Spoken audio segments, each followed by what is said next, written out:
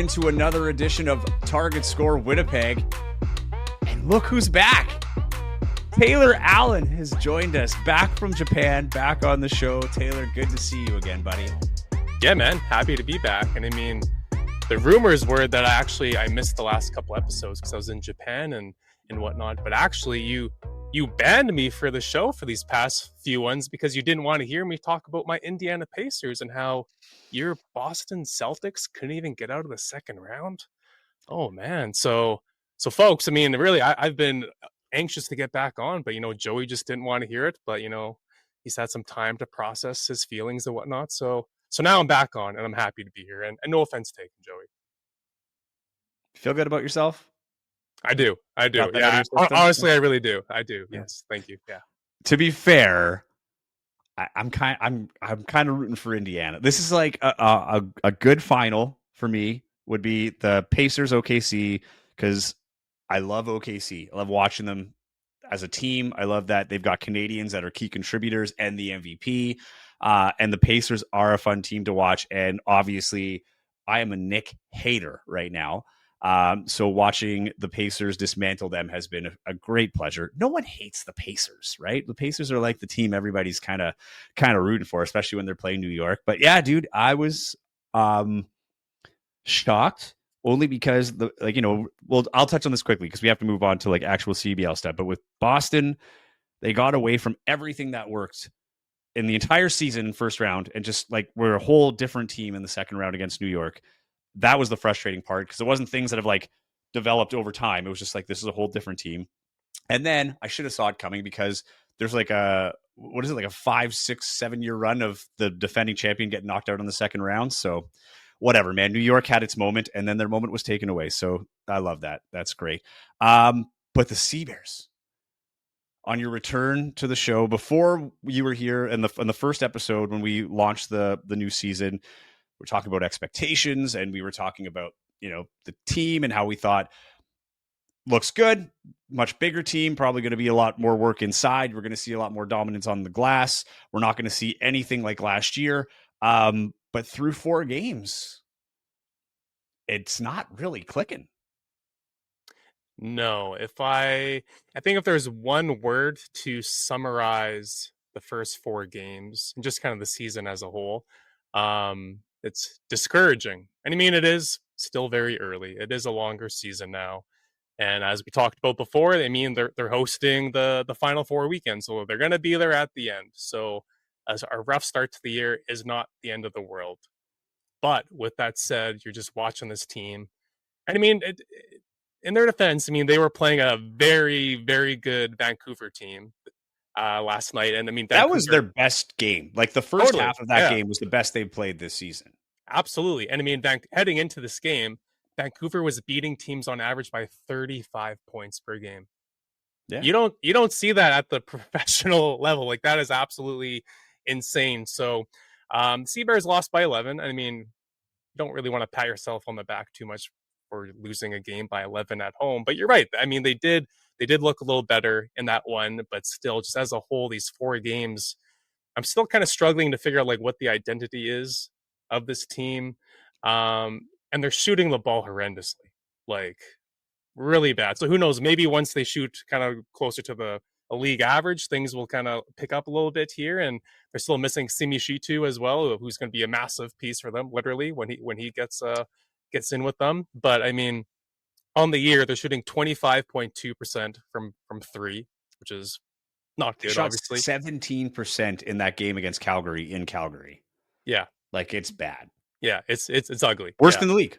Exactly, yeah, literally worse in the league. And then shooting from the field overall, 36.3% as well. So you're not going to win many games shooting like that. So unless that picks up, this is just going to be a sign of things to come. But I mean, this is basketball, right? They're not the first team in pro hoops to have 4 poor shooting games. So who knows? But yeah, just discouraging so far. Yeah, it's last in field goal percentage, last in 3-point percentage, and free throws. Not a recipe for success. Did see some great things in spurts yesterday. First quarter, I mean, they forced 7 turnovers on Vancouver, which was great. But before we get more into that, I mean, the news of the day, we're recording on May 29th, just about an hour or so ago, maybe a little more, news that Mason Bourcier released from the Sea Bears. Bourcier played 23 games regular season, 24 with the playoff game last year. Mutual parting ways, according to the statement. Like looking at his stats, I mean, he was averaging like 20 something minutes a game last year. It was down to 11 this year. His numbers have dropped, in the short 3-game span. But not something I had on my 2025 Sea Bears bingo card was Mason Bourcier wanting to leave. But here we are. My initial reaction, Taylor, is that this was a situation where maybe Mason didn't feel he was being properly utilized and probably felt like he could do more. But clearly the coaching staff wasn't feeling the same in terms of, or at least there was a misunderstanding of what that expectation was. Because the minutes have gone down from year to year. I did expect him to have a bigger role this early in the season, particularly when you're trying to hold that continuity and needing 2 Canadians on the floor. But with that, it's a competitive to get that floor time. And it's weird to say because the stats don't show like there's much for the Sea Bears to prove, but they do have some big stars. And, like you're not taking Terry Roberts off the floor. You're not taking Tevian Jones off the floor, regardless of the fact that, he might not be shooting well. And maybe sometimes he might need a break and have someone else in there to try and shake things up a little bit. Jalen Williams is there. So the other 2 Canadian spots, right? You've got Kyler Filowich, who's been getting a ton of time. Emmanuel Acott, who's a starter. Alex Campbell got a lot of playing time yesterday, particularly. But it's hard to get in on those spots, especially when, there's that limit of how many Americans can be on the floor at the same time. Yeah, Mason's tenure with the Sea Bears was kind of weird, if we're being honest. I mean, when they signed him last year, I was a big fan of the signing. I was a really big fan of his game the year prior with Calgary, and I thought he could take a next step here in Winnipeg. But, I mean, they signed Jared Ogunbemi-Jackson. It's like, okay, great. They have 2 great, Canadian point guards. That's going to be a really good thing. Then they bring in Justin Wright-Foreman, who was another, guard, very ball dominant, obviously. So it wasn't really a ton of meat left on the bone for Mason last year, and his role kind of changed quite a bit. You're never really sure what his role exactly was on this team. So coming to this year, no Jared, no Justin. Obviously, they're going to bring in other guards, but it's just kind of like, okay, I think he's going to have like more of a chance this year, a bigger role and whatnot. And yeah, like you said, like his minutes dropped this year. I mean, his numbers weren't exactly jumping off the page, but didn't really get a whole lot of minutes to show what he could do either. So yeah, it's kind of too bad. Mason's a really good guy. I think one of our best episodes we've had in these, 2.5 years now is the Mason Bourcier episode last season. So if you haven't listened to that, go back in the archives, check it out. But yeah, kind of too bad. This is how it ends. I mean, if you go on Instagram and you look at the post that the Sea Bears made announcing this roster move, fans aren't happy. And I think a lot of them are kind of like, uh-oh, like, here we go again type of thing. Because last year, I mean, we talked about this every week, basically, because every week felt like someone else was like walking out the door for many different reasons. So it's like for something like this to happen only after 4 games goes back to my first point. It's discouraging. So we'll see who they bring in. I'm assuming that they're going to try to bring someone in to replace him because they could definitely use, another body, someone that can score coming off the bench and whatnot. But yeah, unexpected. We'll see where Mason lands. I'm assuming that he'll want to get back out there and play for someone, and I'm sure teams will want him. But yeah, a weird, unexpected move at this time of the year for sure. Yeah, and actually a good reminder to follow us at Target Score WPG is our Instagram account. If you're listening to the podcast, I always recommend you jumping over to YouTube for the added features. That is at Target Score Podcast for YouTube. And saw the comments when we first posted from the Target Score account, seeing the comments on that one from the announcement too. And there's people that are counting this team out already. A lot of people not happy with the roster move and, pointing out Mike Taylor, the general manager and head coach. There's pressure on this team now, man, in the sense that this isn't a market that's just going to sit here and accept that we're in the finals, right? We're in the conference finals. This is, people that are coming out to every game that want to be entertained. And again, the first game against Edmonton was entertaining, but they blew a huge lead. and nearly lost that game in target time, which would have been a record-setting comeback for Edmonton, for like a league record tying, I should say. And then you go put up a stinker against Calgary at home. Then you go to Calgary and put even up a bigger stinker offensively. And then you come home. Things look like, okay, this is like, I think the one thing we got from yesterday's game, the Vancouver game, was, okay, I can see what this team looks like when it's working, right? Like, I think we got that dose of, if they can play like this consistently for 30 minutes a game, 32 minutes a game, like, this is a team that's going to win a lot of games, but they're doing it for 8 minutes a game, 10 minutes a game, right? Like, it's, they played so well against Vancouver. I think Vancouver was almost like taken aback at first, right? And then once they pulled up, they cut down that 13-point lead to, I think it was 2 points, 1 point at halftime. They hadn't trailed, all year at any point after a quarter, after halftime. Like, this has been a dominant team through and through in Vancouver. And, this was their first little bit of adversity, and they really they sent a message. And I think the opportunity lost from Winnipeg was the Sea Bears' opportunity to not only send a message, but kind of bring down the temperature in the room, right? Like, fans are starting to feel a little bit antsy. Here we go again, as you say, right? Like, and I, on the comments on the account as well, from the Sea Bears account, like, a lot of people making note of that, right? Like, this is what happened last year. It was like, new player every week, one player out, a new player in. To be fair, this is something in the CBL that we see. Sea Bears are not the only team that do this. It's very like an ebb and flow type system with the rosters. And, I anticipate, you might see some guys go to summer league or take an NBA workouts with the Sea Bears in the next little bit. And, there's going to be times where you're going to have to either wait or let them go and bring somebody in. This is what this league is for. These players are using this league to move ahead to their next contract, whether that's the NBA, Europe, or even just better contracts in the CEBL. So the movement is nothing new, but there is something to be said about consistency, right? We talk Ottawa coming to town. Here's a team that has some consistency with returning players. Yeah, they're 1-2 so far this year, with that other game being postponed, the outdoor game. But there's something to be said when you have people coming in, there's already some chemistry there. And that's where the Mason release is kind of weird to me. Like, this is where I'm like, okay, I can see that he went and asked for this release because he was one of the guys that wanted, or that the team wanted, for that consistency, right? That culture consistency. As you said, I love dealing with Mason Bourcier. Like, he's a great conversation. He's very insightful, very respectful, a really good pro, like, wise beyond his ears, in the sense that, like, I sometimes forget that, he's 25 or whatever he is, because he's been playing in the CEBL forever as a development player before he became a full-blown pro.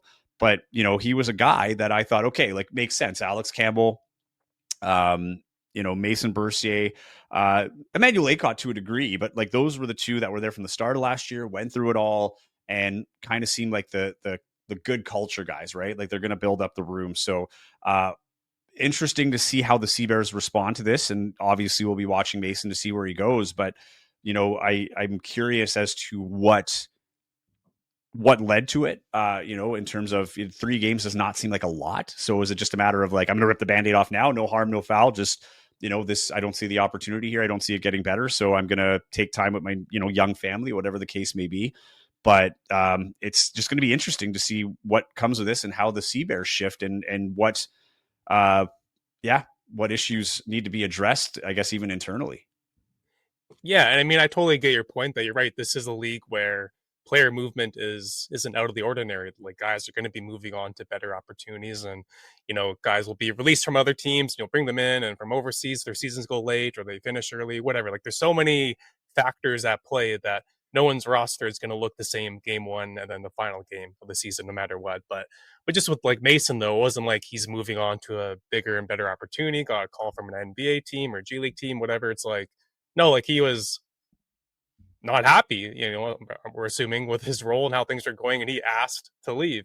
And again, just kind of looking at what happened last year with a couple of guys there, where, yeah, there was, Darius Stays, he left for a better opportunity or whatever, but like, most of the guys who left last year or asked to leave last year, was for not because they had a better opportunity on the horizon or whatever it may be. So I think that's why fans here are feeling a little, again, discouraged and a little anxious about how this starts going, and that there's a guy so early on asking to leave. And Mason was a fan favorite, even though he wasn't playing 35 minutes a game. I think people really respected just like the way he goes about the game, and like he's this guy. You always, no matter what his stats are for the game, you could tell like that's the guy who's busting his ass and giving everything that he has, leaving it all out there on the floor. So in a city like Winnipeg, fans really appreciate guys like that. So yeah, so I get your point, but at the same time, it's still like when a guy's asking to leave, it's just kind of like, okay, yeah, it's not good.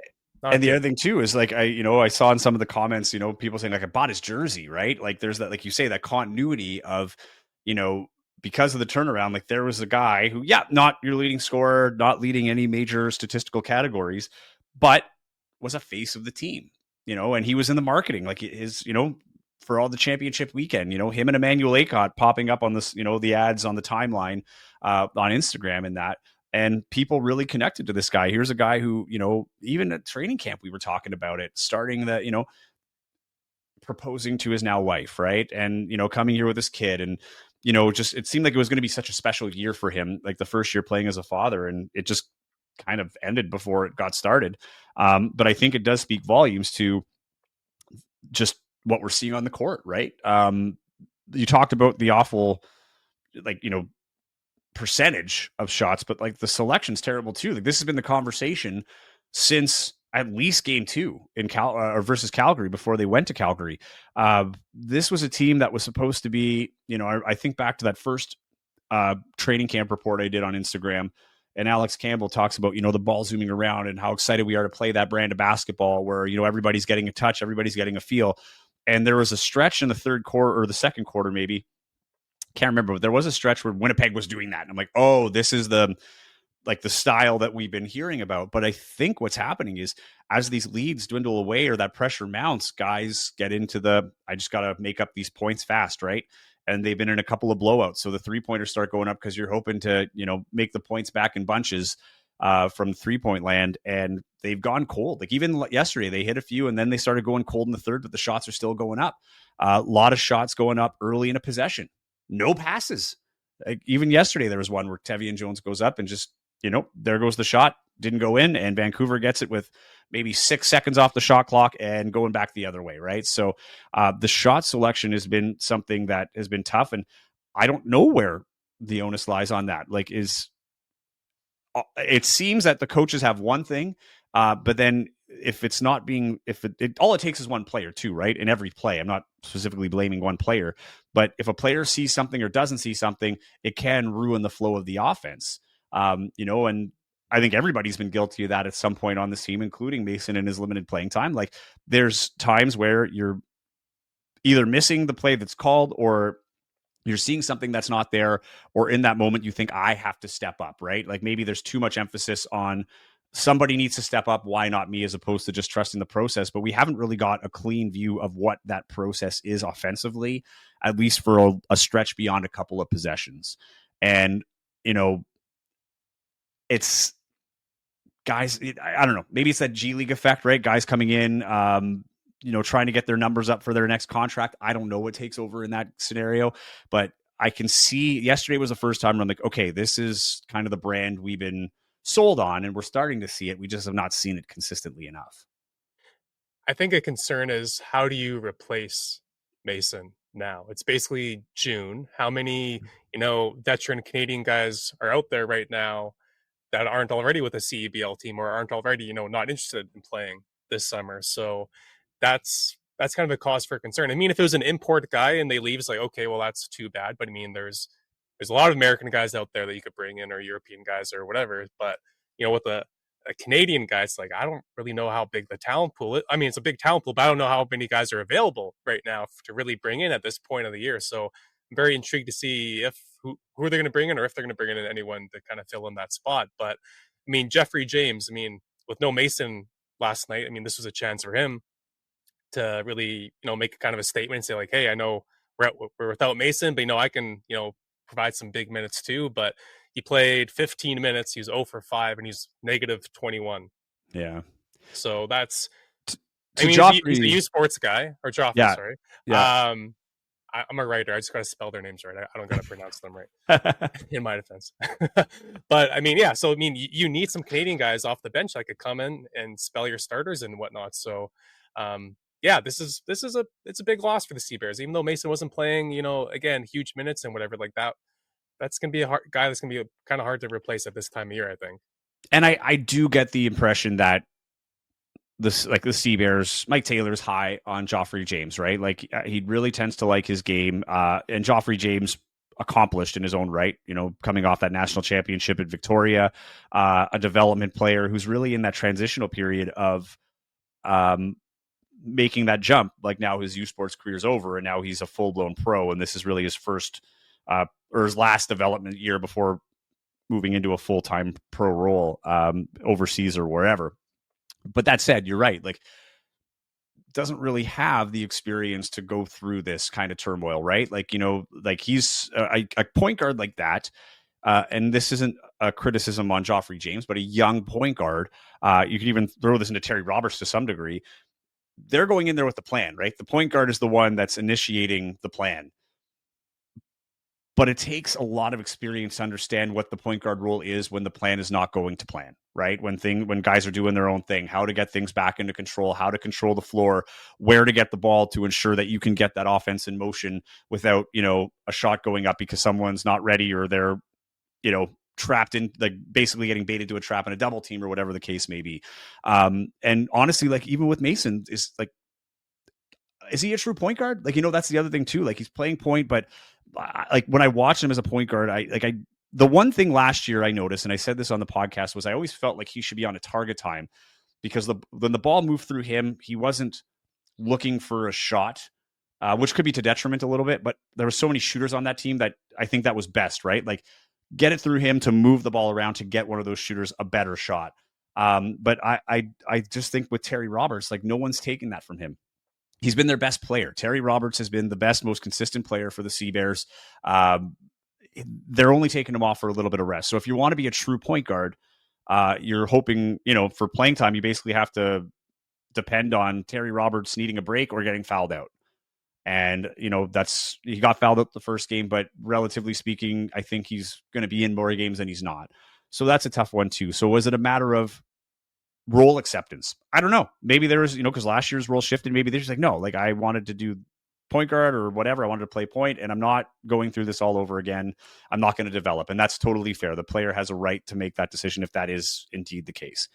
But even with the point guard situation and what they're going to do with Mason, I'm still not sold on how the bigs have been performing, right? Like Kyler Filowich has been awesome on the boards. He's having a great rookie season in that regard, but he still needs to polish up on his finish, right? And getting more involved offensively. Jalen Williams is great, but he's like playing a 5 when he's really a 4. He likes to step back and shoot the 3. And he's versatile. Solomon Young has been playing great. His minutes have been limited, but he's been another guy who's been really consistent for the Sea Bears. So that's where I'm interested to see the Simi Chateau come back, and I expect him to be back next week, probably. I think they have a week between games before they go to Brampton, so I imagine he'll be there for that game. But you throw him into the mix, now you kind of shift everybody over, right? So Kyler can play that true backup center. I don't even know how much his role would change in that regard. And then you've got Jalen Williams, who you can move over to the 4 at this point, and you could still keep Tevian Jones, Jalen Williams, and Terry Roberts on the floor because you have the 3 Americans with Chateau being Canadian. So I do. There's a light here. I don't think this is the whole season. There's going to be ups and downs. And one thing that Terry Roberts said to me yesterday before the game, like during pregame shoot around, or might have been during practice day before, I can't remember. But the one thing he said was, I'd rather go through this early than late. And I thought that's actually not a good way of looking at it. It's actually true, right? Like my dad would always say, more in the hockey realm, but he'd always say like, you don't want your slump in March or April. Right? You want your slump in October or November where there's plenty of time to make up the losses and you're peaking at the right time. So I do think the guys that are there have the mindset of like, hey, we're here, we're just built, like the chemistry's there. We just got to figure out how to work that chemistry on the floor against opposition. Have to keep in mind that they played arguably the 2 best teams in the league right now. I don't even think it's close, right? So you had 3 straight games, 2 against Calgary, who've surprised everybody. I've talked to a few coaches who even thought last year's team in Calgary was better than this year's team going into the season, but they've been off to a great start. Vancouver is the best team right now, like bar none. When Niagara gets Khalil Ahmad back, maybe, like they're going to step up. They're always good. But Vancouver, man, like watching them and Mitch Creek, I mean, I talk about that guy so much, but he's just so good.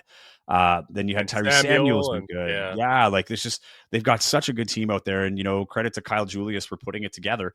But you don't win championships now, right? And that's one thing, actually, talking with Kyle Julius too, where, he was saying last year in the finals, like they had a couple guys come back late in the season. And he's like, it's not that easy to get, even though they're your best guys, you're going to play them, right? Like you're not going to get a Simi Chateau and sit him on the bench.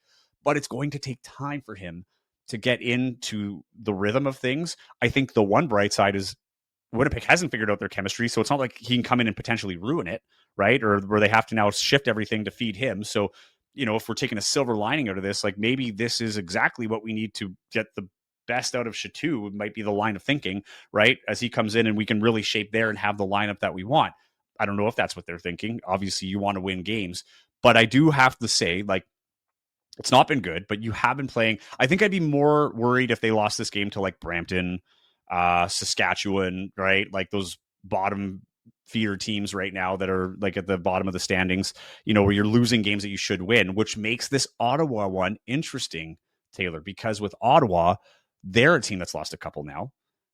They need to get back on the win column. They're in a midst of a massive road trip. I think it's a 5 or 6 game road trip that they have right now in the midst of. So, this is a game that I think is a must win. I again, hate to use that term, but I think in terms of just for the fan base and the anxiety, maybe in the room, outside the room, players, fans, coaches alike, a win would go a long way on Saturday. Not going to call it a must win, but it would go a long way if they win that game. Yeah, I was gonna pump the brakes on the must win, but yeah, I mean it would definitely help ease people's concerns about this team big time. And I mean, Chateau's going to make a massive difference when he comes, but I mean, he's not going to solve their 3-point shooting woes, right? Like he's a big guy. So even when they get him back, he's going to be, one of their best players for sure, but that he's not, you can't just put everything on him. Well, we're still waiting for this guy because other teams are they're waiting for other guys too. They're not the only team in the league that are, waiting for one of their star players to join them and whatnot. So yeah, I don't know. I'm having a hard time figuring this team out. But again, like your dad's point, you don't want to peak too soon. You want to peak at the right time with wise words. I mean, we've seen the Sea Bears, year one, for example, they looked like world beaters the first few weeks of the season. And then towards the end, they kind of cooled off and then they didn't go on a run at all. So, I think we said it on the first episode of this season that, these first few games, first few weeks, obviously you want to see your team get off to a hot start, but the Sea Bears, they have a huge advantage this year, again, hosting that Final Four weekend.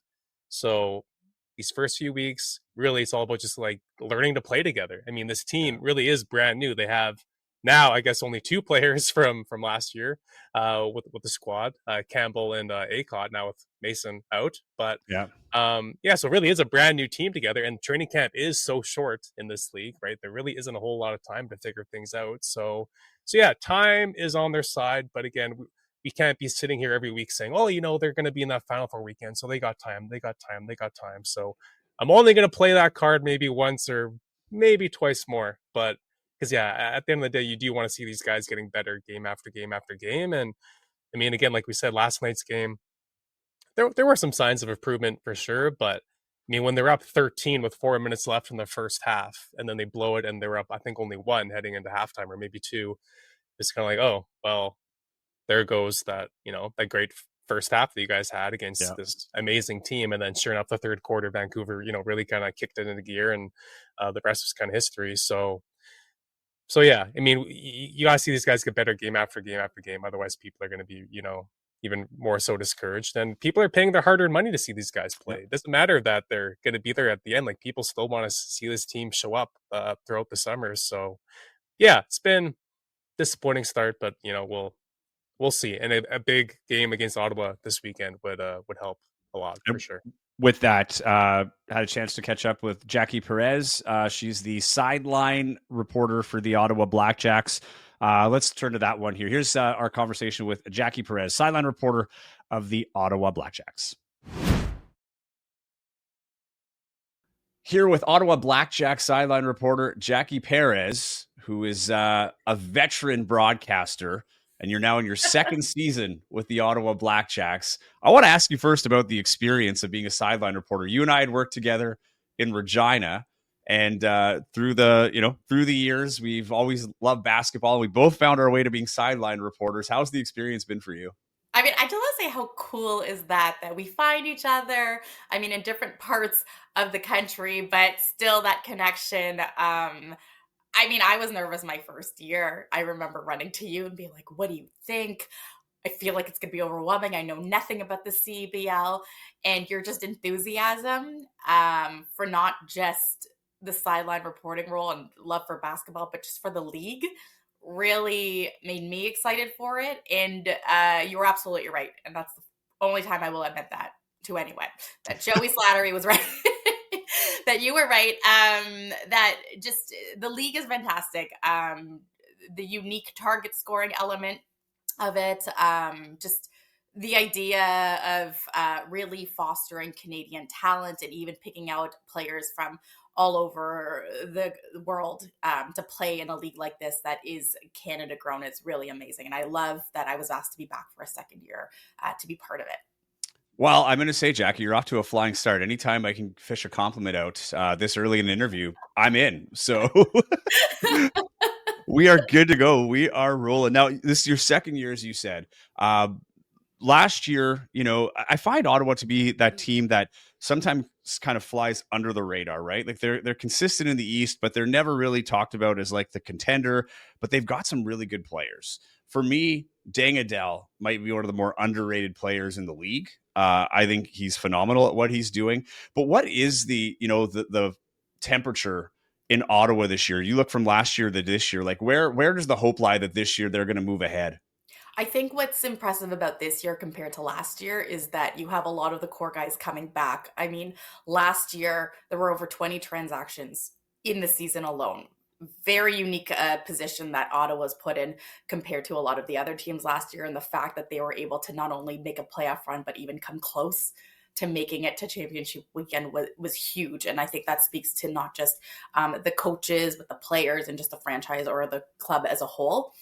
Seeing a lot of the returning players come back and to have that stability. I know that the coaches and even the GM, Jim Sterwin, said that was huge for coming into this year.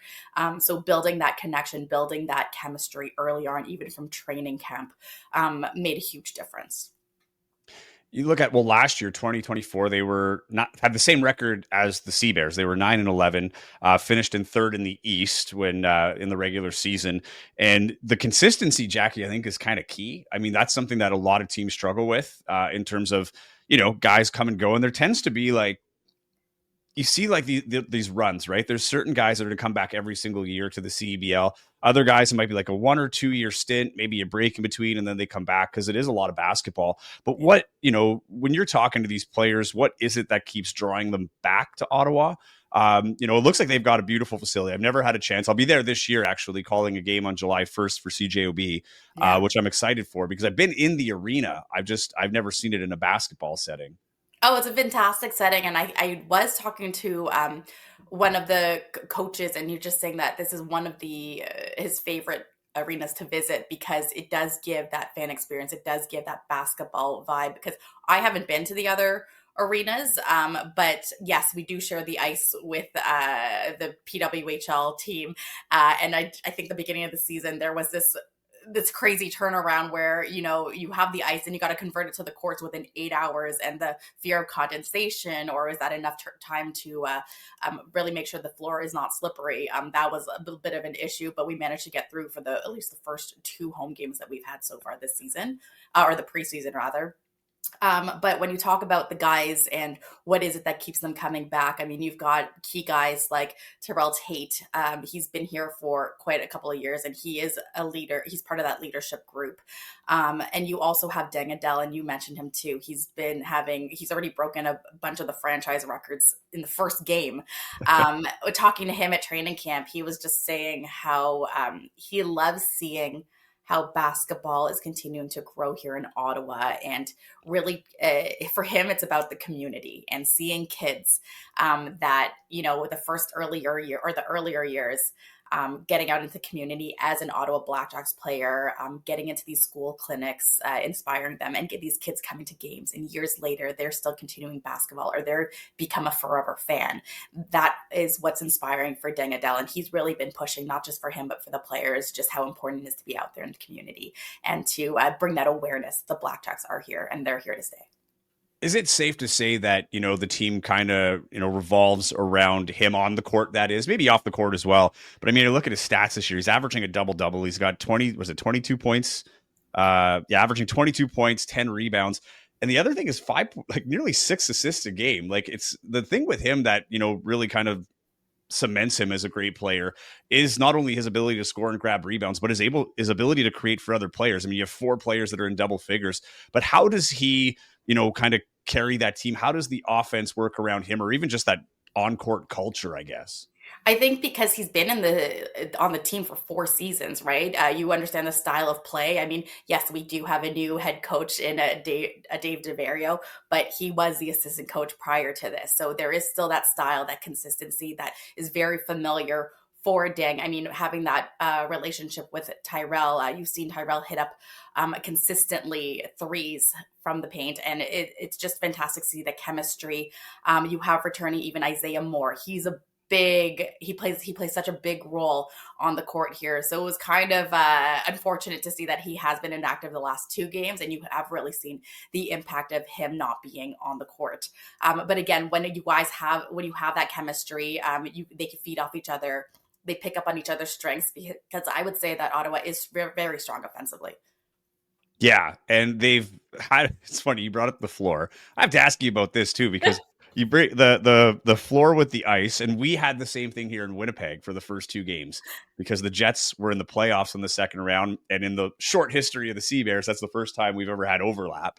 And I remember sitting there, and I was doing play-by-play, and all of a sudden I'm like, I feel warm, but my feet are cold, and I couldn't figure it out. And then I looked down, I'm like, oh, because we're not on the pavement, like it had the covers, like you could kind of see the ice a little bit through the cracks. Yeah. Like, that makes a lot of sense. But we didn't have any issues with the condensation in Winnipeg, but in Ottawa you did. And then you go to Montreal for maybe the coolest event yet for the CEBL in that outdoor game. It looked awesome. Unfortunate that they weren't able to finish off that game. But tell me about that experience. You were out there, you with AJ, the play-by-play commentator there in Ottawa. You guys made the trip. What was the drive to go, and what was that experience like? Yeah, I mean, I think you would sum up the beginning of the season where condensation was a factor for the Ottawa BlackJacks. Last year was the player transaction. This year, condensation. So we talk about PWHL, the Ottawa team making it to the finals, and that turnaround. One day it was ice, one day it was courts. So it was condensation during the day before the game, or the day before home opener. So there was concern for that. But then the next day, they really did turn up the AC or the cold or whatever keeps that ice from melting, because it was freezing in that arena. But that's a good thing, because I will want that in the summertime. But coming to this next game here in Montreal, I mean, it's a 2-hour drive. It got a rain delay it was originally supposed to be on Friday, but because of the rain and paying attention very closely to the weather, they decided to move it to Sunday. So bonus for me, because I'm like, okay, yeah, I can make the trip 2 hours. So AJ and I just got in a car, made our way down, and we had 4 hours to kill. So good time to quickly sightsee around Montreal. And then I just didn't really hit me until I got there that we were at IGA Stadium, where they play just world-class elite tennis. And I was like, you know what? I saw on paper that it was going to be here, but to be in that arena or that stadium just took my breath away. And to see them convert it into the court was just, it was a sight to see. And I know when we were there, the game, tip off 7:30. We were there probably around 4. It started to downpour. Luckily, they had tarps on it, so they took extra care to make sure that the court was not wet. When we got there, played first half, no issues. And then the halftime performance happened. And then after that, I think it was 9:00. And then I think the players came out, and you could just see them sliding. They didn't even try playing, but you could just see them as they walked on that. It was not something that was safe to play in. And then half an hour, 45 minutes later, you start seeing like the towels being wiped through. Then you start seeing what caught my eye, just people who were sitting courtside, the in-game host, the dancers. They started bringing towels and just started trying to wipe down as each corner as what they could to try to get the second half going. And unfortunately, we couldn't. So it's postponed. Yeah, it was that was really cool to see, actually. Like, there's some videos on social media where you see everybody going in, like not even from the CBL account. Like, there were a couple of public ones, like only in Canada, right? But it was cool. I was a little shocked that they scheduled it for that early in the season. And I'm sure there's a reason for it, like scheduling, and obviously, in the summer it is probably used for tennis. But I was thinking, like, I really hope the weather cooperates. And even leading up to that, Mike Morreale was in Winnipeg, and he's like, we're just keeping an eye on the weather, like, fingers crossed or whatever. And I was like, and I said something along the lines, I'm like, it'll be fine. These things tend to work out. That's what I was saying up until tip off, and even during the game, I'm like, it's fine. It's not raining. It's not raining, so we're okay. We're in the clear. And I'm the weather anchor here in Ottawa, so I was paying very close attention. I was like, trust me, guys, no more rain, which was true. But then the condensation factor or just other factors came into play. So. Yeah, it's too bad, but I'm glad that they took the swing for it. And, there are plans to make that a regular thing. So it'd be cool. And, I had Chris Wiggins on the last episode, and I was asking, like, do you think Vancouver's there? And he's like, well, I don't know where they'd play exactly. I'm sure they'd figure it out. Cause I'm thinking, like, man, every city's got to be looking at, like, where's our, like, A, our great outdoor stadium, or B, like, where we can makeshift a stadium with like a beautiful, background and backdrop for the cameras. But Montreal did a fantastic job. Even I know you're not the Montreal reporter, but like, it seems to me too, like, I'm looking at Montreal from like just a marketing standpoint. Yeah. Like, they're kind of becoming like the cool team in the CBL. Like, I feel like the Sea Bears have been that since they got here. They have the cool colors, the fans come out, they play at the big arena and stuff. But I've always kind of looked at Montreal, where they play normally, the Verdun Stadium, that looks really cool. And now, they've got new ownership, like led by Joel Anthony, and those new jerseys are maybe the nicest in the league. Yeah. Love them. But like, Montreal to me is like that team where I'm like, man, they've really got that cool factor going on. And then you throw in the outdoor game. I mean, did you feel at any point where they have like more than 9,000 people there? Did you feel that excitement from a Montreal standpoint? Do you feel like that, what they're doing is going to draw more fans out there? Honestly, no, it was really nice to see the passion and the enthusiasm from fans. And even though there was this long delay, nobody left. Everyone was sticking around. And I think what was really cool to see was just the engagement. And for every shot that Montreal made, the fans were just up on their feet cheering, no matter what the shot was. And just, they were so engaged. And for me, that was really neat to see. Like, you could see their passion with it. I was like, man, I'm like, it's coming. Like, you see it a little bit in Ottawa here for sure, but Montreal, just the engagement, and to hear that echo of 9,000 in that stadium was just, I mean, that's going to be a core memory for me for sure. Like, I just kept looking around in awe just to see the fan base and the fandom that you could see it's growing. It's continuing to grow. And it's kids as young as like 5 or 6, and they're coming out with families, and the engagement even afterwards. The players, I think that was really cool and very such a class act, where once they said, hey, we're postponing the game, the players from the BlackJacks as well as the Montreal Alliance, they came out, they applauded the fans for sticking it with them. They even stuck around on the courts, taking pictures and like chatting with fans too. So again, what I love about this league is how community oriented and community based it is. Is that rivalry there yet? Like, with Montreal and Ottawa, I understand, like, geographically speaking, they're close. There's like a little bit of that natural rivalry, but like, is there rivalry? Is that a game they get up for, or does this game even help that at all? Or was this just, just another opponent? I'm just trying to gauge that rivalry there. Cause when I saw the match, I'm like, makes sense, but I've never really thought of it as but I've never thought of it as like, oh, the Ottawa Montreal rivalry. Like, when Quebec City arrives, to this league. Like that'll be Montreal's for sure. But is there any kind of tension there, or is this something that, might develop over time? I hope it develops over time. It was funny, and I don't know if it's because I spoke to the players during training camp, and it was the lead up to the Niagara River Lions game. And I believe the next home game we're going to have is against the Niagara River Lions again. Correct me if I'm wrong. But just talking to them, I think that's what they've had marked or targeted a win against them, because they were the last team they played last season. Like, that's what ended the Ottawa BlackJacks season, a loss against the River Lions. And then the home opener, you see, like, it was such a close game at the target score at the end. I think we lost by 2.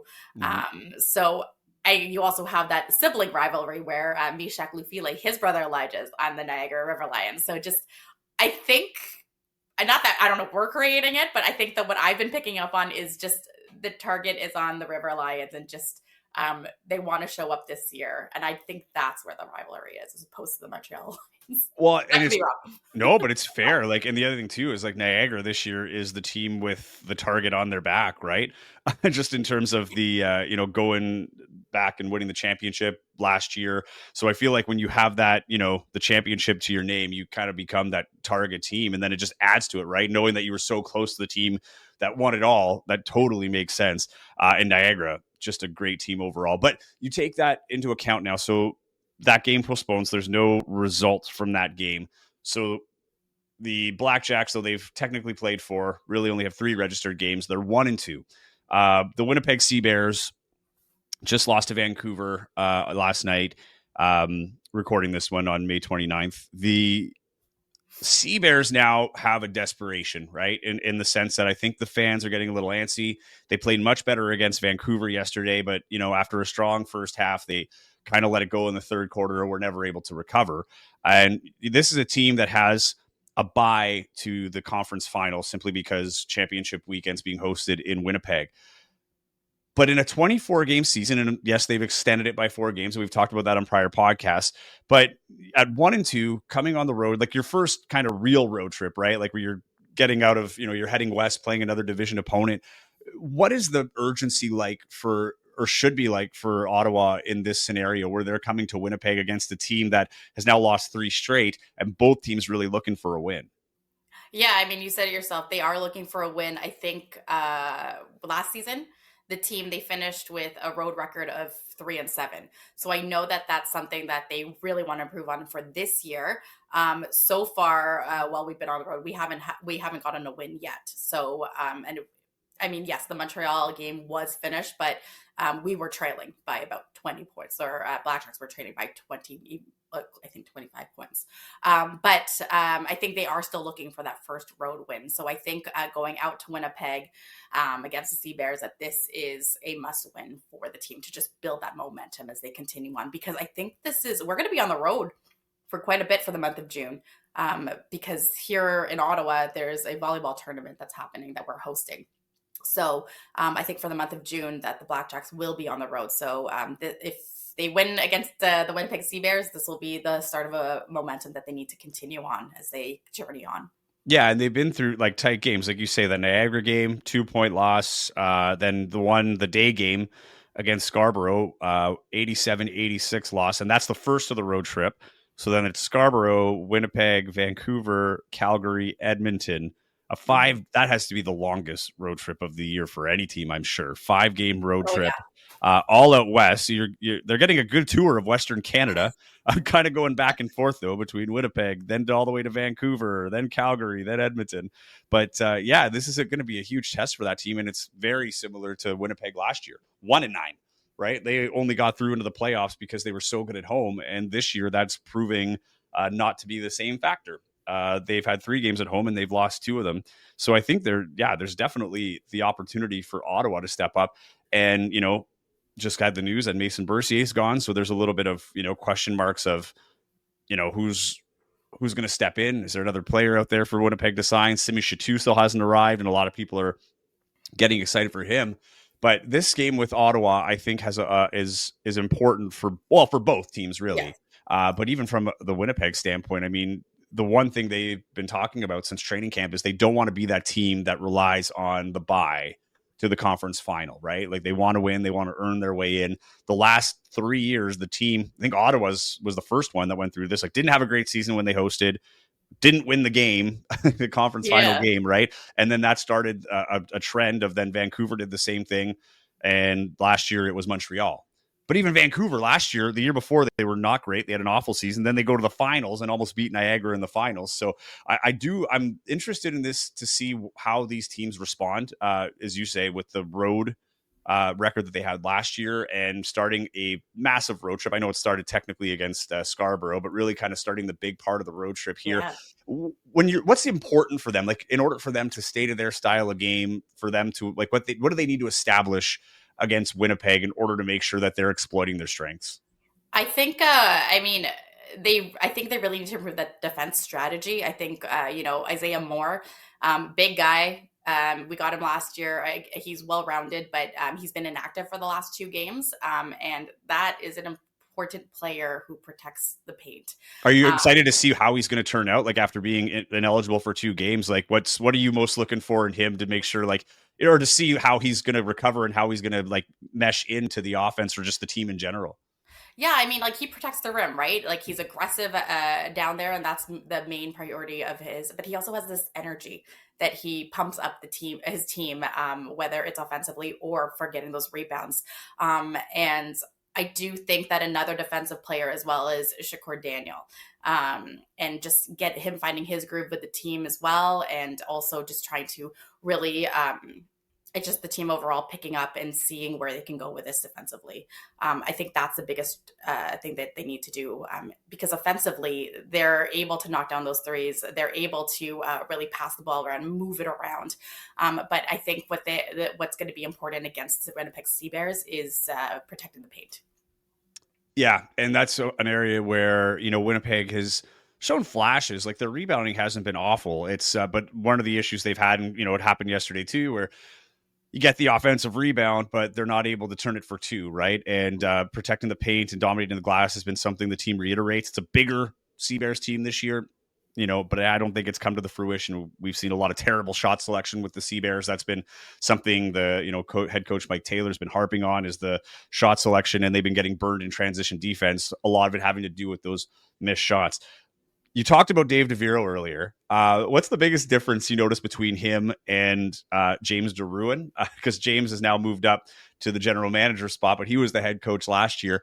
Yeah. I just remember during the shoot around, you notice the difference in, I don't know if like character, personality would be the right word, but there's one that tends to be like in my, the way That's my funny view, I guess, you say that. Was like, as one seems really laid back, but okay. Let's back it up a little bit. I'll be fair to this. I do have previous experience with Dave DeViro as being a super intense dude when I was in high school. My coach. When you were 16? Yes, when I was 16 years old. I think exactly. My head coach played for Ottawa U. He played for Dave DeViro, like back in the day. We're talking the 90s. And he came up for a camp, and we were all like, man, this guy is so then I saw him on the court, and I talked to him last year when he came through. I was like, yeah, I just remember you kept rolling through to Timmins, Ontario, and he remembered the camp or whatever. But yeah, I was like, I just remember we were all like, oh man, Coach Dave's here. We better really tighten up our shoes here and get running. But what's the key difference, I guess, when you see him moving up from the assistant coaching role to the head coaching role? Have you noticed anything in terms of, how the players have been reacting or different styles of play? Like what's really been the key difference early with DeViro taking over the reins? Oh, man, honestly, I wish I had a sexy story like you right now, but for me, I feel like because he was the assistant coach prior to this season, I think the style has just continued on, right? I mean, Coach DeViro was the Ottawa GG's coach for quite some time before James DeRuin took over. So I would imagine that their style of play is different. I have not quite seen a huge difference. I think it's just carrying on and maintaining the style of play of the Ottawa BlackJacks. So I haven't really seen much difference, even just with the players. I think from just day one, and that's under the leadership of James DeRuin, it was really about making sure that everyone feels welcome, that it's important to build a chemistry and connection, that this place has a family vibe. And I think that has carried on under the leadership of Dave DeVero. So when you say you were intimidated by him, I'm just like, I'm trying to remember. Was I ever? He just comes in with a smile. He's like, "Hey, how's it going?" And you just see, just even his style of play, or just style of coaching. I would say it's actually a little bit more reserved, like what on the court, than it is than James. But again, it's still early. Could be very wrong about all of this, but that was just my first impressions I've gotten so far this season. Yeah, and I guess, cut from the same cloth, so to speak, right? Like both coaches at Ottawa U, obviously really close. And even last year, you noticed, Dave DeVero during shoot around, like working most of it out and stuff. So it's like, now that you see how it's all worked out, you can kind of see that transition might have been happening even, last year or whatever. And Joey Slattery, all he brings is enthusiasm and sexy stories, Jackie. That's why I'm here. This is why we're all here, Joey. That was Jackie Perez, the Ottawa BlackJacks sideline reporter for the CEBL. Great conversation with her. And big game ahead. The Sea Bears play Saturday. What is that, May 31st? I'm not even sure of the date. Saturday, May 31st. It's a 7:30 start, so half an hour later than the games we've been seeing. And a big one. As we heard, the Ottawa's got some, big players. They're gone through a coaching change, and they're looking to make their mark on the road. Another team who had a rough road record last year, just like the Sea Bears, and knowing that Canada Life Center is not an easy place to play, but in the last few games, not as hard as it used to be, apparently, after the last couple of games with Calgary and Vancouver. So we'll see how it goes. Your Pacers, next time we talk, Taylor, your Pacers might be Eastern Conference champions. You might actually get your own Eastern Conference champion shirt this year. I would never buy an Eastern Conference champion shirt, because if you don't go on to win the big one, you kind of look a little lame wearing that. So I'll wait till they maybe take down the Thunder in the NBA Finals before I buy any more Pacers merch. But man, what a ride! What a ride these Pacers have been on, eh? No one gave them a chance against the Cleveland Cavaliers, the number 1 seed in the East, right? Everyone was already talking weeks ago. It's going to be Cavs Thunder at the end. I didn't think that. A lot of people did. I mean, I know. I don't know. Conversation too, but yeah, people were riding the Cavs pretty hard. I was kind of hoping that it would be a Cavs Celtics conference final, because I thought the Cavs were frauds all the way through. Like, I know they had a great season, not take it away from, but I'm like, this just doesn't seem like a championship team to me. And then the Pacers and you know what? The experience from last year with the Pacers going through the playoffs and, getting swept in the Eastern Conference Finals, I think that kind of lit a fire a little bit, right? You're not going to let it get away. It doesn't matter what your seeding is. You just got to win those 4 games before the other team does.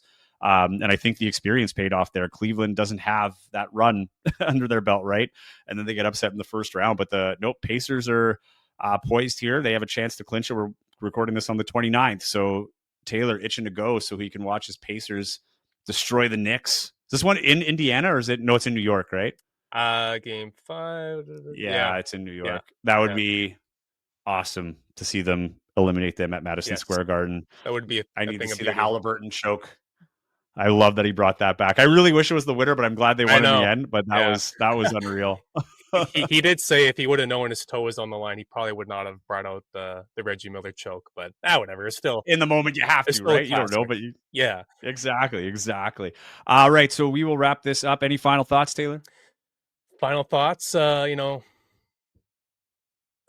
thoughts. I'm trying to. I still kind of wrap my mind around the fact that the Indiana Pacers are on the cusp of going to the NBA Finals. I know this is a Winnipeg Sea Bears podcast, but damn it, last year I had to listen to all this Celtics talk constantly, so I'm gonna have my time in the sun a little bit while I can. But I was saying to you off the air, though. I mean, I'm sitting there last night. I'm watching the Thunder, make easy work of Anthony Edwards and the Minnesota Timberwolves, and I'm excited. Obviously, of course, I'm very excited to see what the Pacers could do, hopefully, in the finals. But you're watching the Thunder playing like, oh my goodness, that team's an absolute wagon. So it's going to be tough. I'm excited, but I'm tempering my expectations. I haven't bought any gold and blue confetti just yet, but you never know. You never know what could happen. And again, this Thunder team is very young, and this Pacers team, they were in the Eastern Conference Final last year, so they've got some experience. Pascal Siakam, former champion with the Raptors, having him has been fantastic. And I think just having a veteran like him who's been there, done that before, has been massive as well. So So we'll see. And I know the networks and maybe the casual basketball fan are going to be like, Thunder and Pacers, Oklahoma City and Indiana. Brutal. Like, that's not a very sexy matchup on paper, but if you're a true basketball fan, I think you're going to really enjoy that series. Because, I mean, the way that both those teams play is a ton of fun. It's going to be fast-paced, awesome basketball, some young up-and-coming stars as well. So all the people that just want to see LeBron or that lame team in Boston, whatever the name is, just hold on. Be patient here. It's going to be a fun NBA Finals, even though the ratings are going to be probably horrendous. But I don't care about that. Man, the amount of time sexy has been dropped in this podcast. I will say, though, don't look too far ahead. You still, teams have blown 3-1 leads. Oh, I know. I'm not putting that out there, but hey, they got to take care of the Knicks before that. Also, just a reminder, Saturday's game, I don't know if you can see my shirt. WPW, I can't get up enough. WPW is having their halftime show, wrestling show. So this is going to be a great time for Joey Slattery. For those who follow me on Instagram, know that I love local pro wrestling. But yes, so follow us on @TargetScoreWPG for Instagram, @TargetScore Podcast on YouTube. Make sure that you're subscribed with notifications on anywhere you get your podcasts and on YouTube. Stay up to date with everything. We will be back next week with another episode breaking down this Ottawa game and looking ahead to Brampton. Until then, enjoy yourselves this weekend. Enjoy the game on Saturday, 7:30 on Game Plus, TSN Plus, and CBL Plus. But we hope to see you there in person. Taylor, we'll see you next week, buddy. You bet.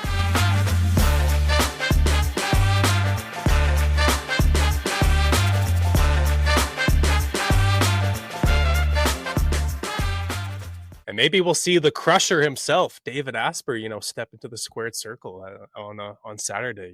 You never know. We'll see. Stay tuned.